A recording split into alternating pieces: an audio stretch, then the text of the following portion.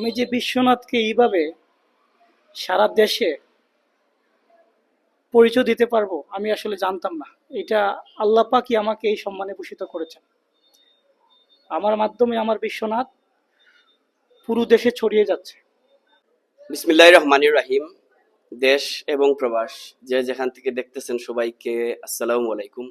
আলহামদুলিল্লাহ, আজকে আমাদের মানবতার গড় আলোকিত করেছেন আমাদের সিংহেখাস এলাকার কৃতি সন্তান করপাড়া গ্রামের জনাব মোহাম্মদ শাহাবুদ্দিন ভাই, সহকারী কমিশনার ও এক্সিকিউটিভ ম্যাজিস্ট্রেট হওয়ায় আমরা আমাদের সিংহেখাস এলাকার অন্যতম মানবিক সংগঠন মানবতার গড়ের পক্ষ থেকে আজকে বাইরে আমরা শুভেচ্ছা এবং অভিনন্দন জানাইলাম যে আমরা এলাকার একজন গর্বিত সন্তান, যার কারণে আমরা সিংহেখাস এলাকা আলোকিত হয়েছে।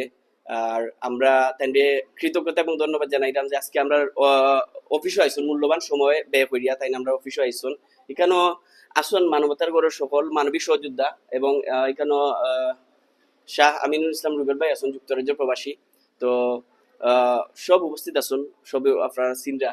তো আমরা আমরা শাহাবুদ্দিন ভাই আওয়ায় আমরা অন্তঃস্থল থেকে আমরা কৃতজ্ঞতা জানাইলাম।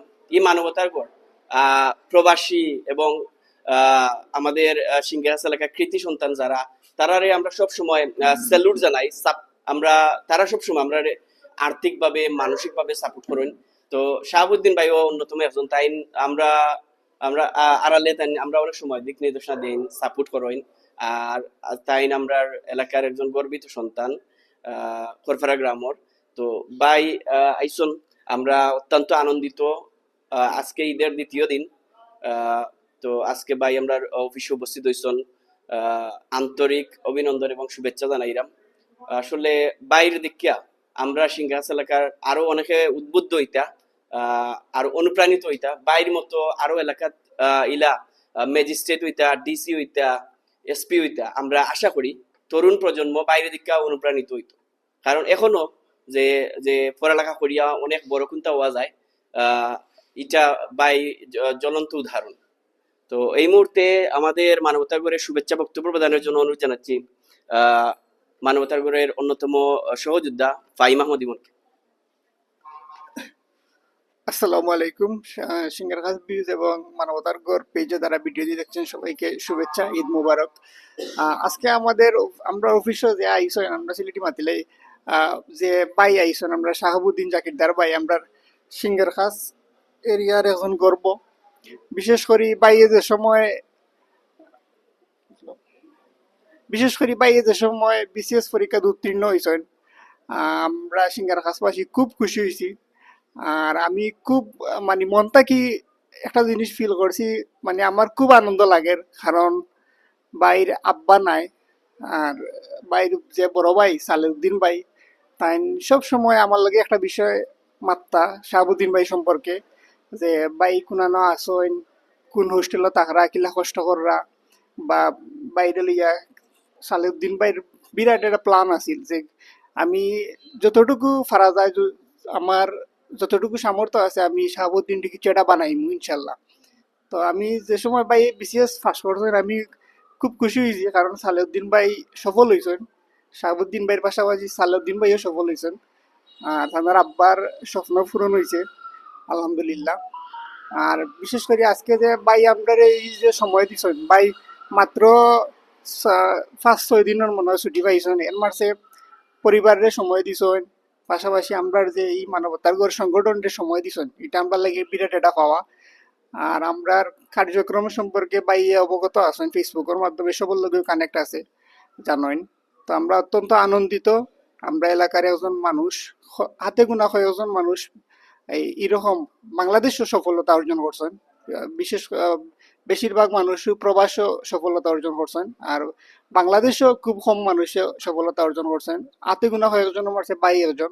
তো বাইর ভবিষ্যৎ আরো উজ্জ্বল হোক, আরো অনেক বড় পর্যায়ে যাওক, আমরা দোয়া করি। আর বাই আমরা লোকে সবসময় থাকবা ইনশাল্লাহ। ধন্যবাদ। ধন্যবাদ ফাহিমকে অত্যন্ত মূল্যবান বক্তব্য প্রদান করার জন্য। আমি আমি স্মরণ করতে চাই আমাদের প্রিয় সালেউদ্দিন ভাই, যুক্তরাজ্য প্রবাসী, আমাদের শাহাবুদ্দিন ভাইয়ের বড় ভাই।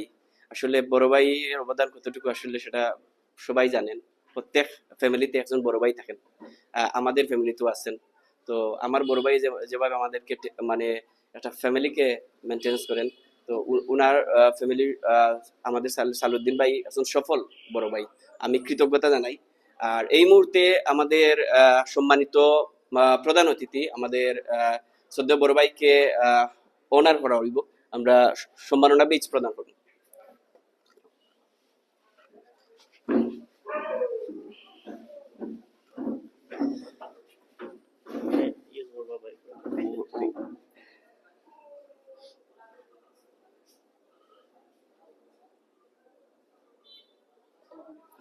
Aiko sir. Sir, aiko sir. Oi, oi, oi. Aiko sir. Aiko sir, মনে হয়? তো এই মুহূর্তে আমাদের মানবতাগরের অন্যতম শুভাকাঙ্ক্ষী আমাদের শ্রদ্ধেয় প্রিয় স্যার নিজাম স্যার উপস্থিত হয়েছেন। এই মুহূর্তে আমরা আহ, সম্মাননা বেজ প্রদান করছি। এই মুহূর্তে আমরা সম্মাননা ক্রেস্ট প্রদান করব। এগুলা দরকার ছিল,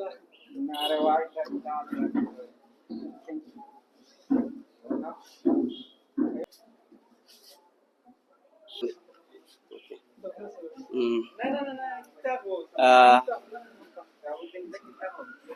আমরা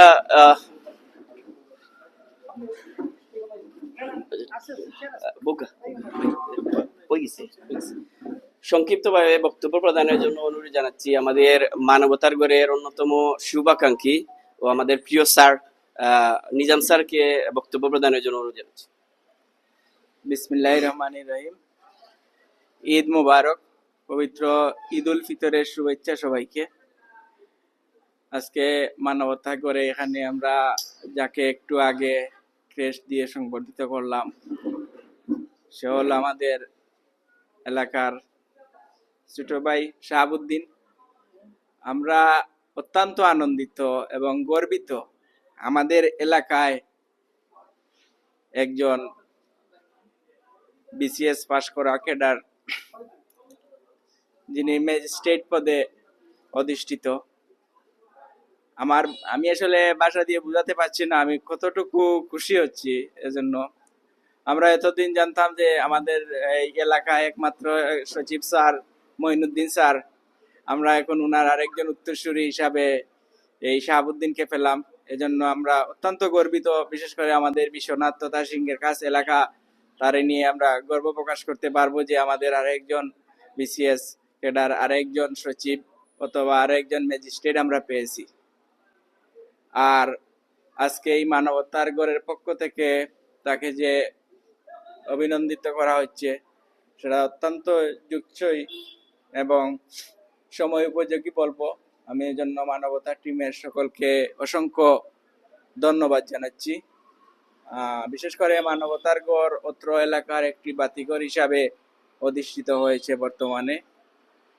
সব ভালো কাজে আমরা এগিয়ে আসবো, সব ভালো কাজে আমরা সহযোগিতা করব, সমাজের উন্নয়নমূলক কাজে আমরা সবার আগে থাকব।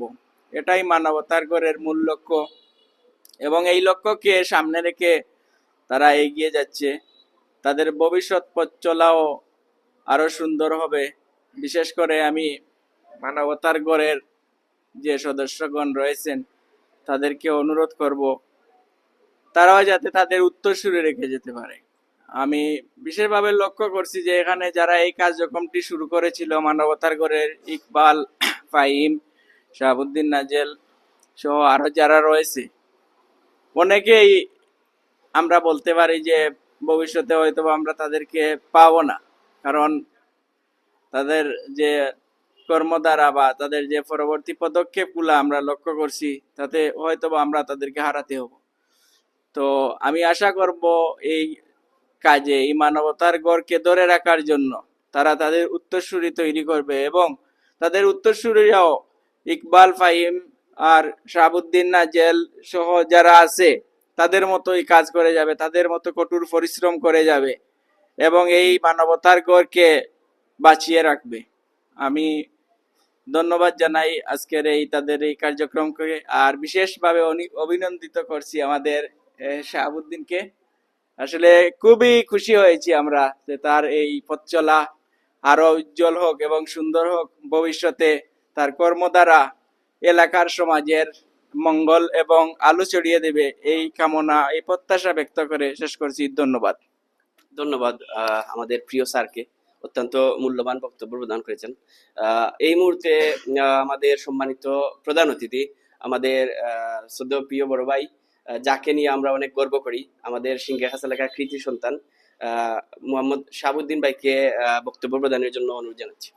ধন্যবাদ। উপস্থাপক মহোদয়কে ধন্যবাদ জানাচ্ছি আমাকে কিছু বলার সুযোগ করে দেওয়ার জন্য। প্রথমেই আমি সবাইকে ঈদ উল ফিতরের শুভেচ্ছা জানাচ্ছি। ঈদ মুবারক। আসলে আজকে এই মানবতা গড়ের পক্ষ থেকে আমি যে সংবর্ধনা পেলাম, সবাই আপনারা আমাকে যে সম্মানে সম্মানিত করেছেন,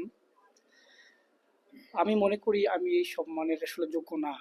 আমি খুব একজন সাদামাটা সাধারণ মানুষ, কিন্তু আপনারা আমাকে যে সম্মানে ভূষিত করেছেন, এই সম্মানটি শুধু আমার না, এই সম্মানটি আজকে এই কক্ষে যারা বসে আছেন সবার। এই সম্মান অত্র এলাকার সবার, এই সম্মান অত্র উপজেলার সবার, এই সম্মান অত্র জেলার সবার। আমি যখনই কোনো অনুষ্ঠানে যাই, প্রথমে আমাদের একটা পর্ব থাকে, সেটা হলো পরিচয় পর্ব, ঠিক আছে? তো পরিচয় দেওয়ার সময় আমি যখন বলি আমি অমুক, আমার জেলা অমুক, পরে আবার আমাকে প্রশ্ন করে আপনার উপজেলা কোনটা? পরে আমি বলি আমার উপজেলা বিশ্বনাথ। আমি যে বিশ্বনাথকে এইভাবে সারা দেশে পরিচয় দিতে পারবো আমি আসলে জানতাম না। এটা আল্লাহ পাকই আমাকে এই সম্মানে ভূষিত করেছেন। আমার মাধ্যমে আমার বিশ্বনাথ পুরো দেশে ছড়িয়ে যাচ্ছে। আসলে ব্যাপারগুলো হচ্ছে এমন যে আমাদের সিলেটে একটা ট্রেন্ড আছে, আমাদের বেশিরভাগই দেশের বাইরে যাওয়ার একটা প্রবণতা আছে, বিশেষ করে এসএসসি বা এইচএসসির পরে।